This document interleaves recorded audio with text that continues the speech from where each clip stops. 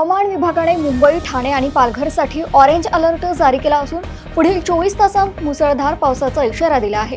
नागरिकांना आवश्यक तेवढाच प्रवास करण्याचे आवाहन करण्यात आले आहे।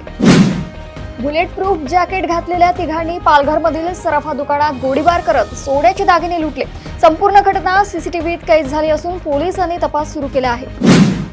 वाघोली परिसरात 21 वर्षीय महाविद्यालयीन तरुणीवर 4 जणांनी वारंवार अत्याचार केल्याचा धक्कादायक प्रकार समोर आला आहे। पोलिसांनी गुन्हा दाखल करून आरोपींचा शोध सुरू केला आहे। धर्मांतरित अनुसूचित जमातींना आरक्षणाचे लाभ सुरू ठेवण्याबाबत राज्य सरकारने 27 सदस्यीय समिती स्थापन केली आहे। समितीच्या अहवालानंतर पुढील निर्णय घेतला जाणार आहे। राज्यात पुन्हा मान्सून सक्रिय झाला असून कोकणासह अनेक भागांमध्ये मुसळधार पावसाचा अंदाज हवामान विभागाने व्यक्त केला आहे। विदर्भात मात्र तुलनेने कमी पावसाची शक्यता आहे।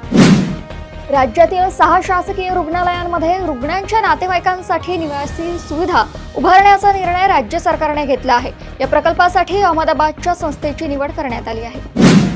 जंतर मंतर येथे सुरू असलेल्या आंदोलनात सहभागी महाराष्ट्रातील विद्यार्थ्यांनी पोलिसांकडून पाण्याच्या फवाऱ्यांचा वापर झाल्याचा आरोप केला आहे।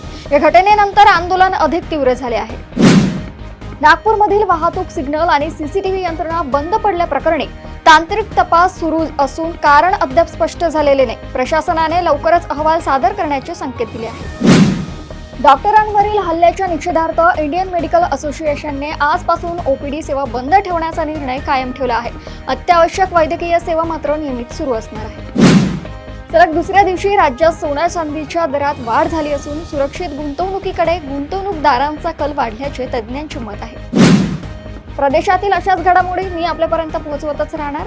आपण बघत राहा देशोन्नती। नमस्कार।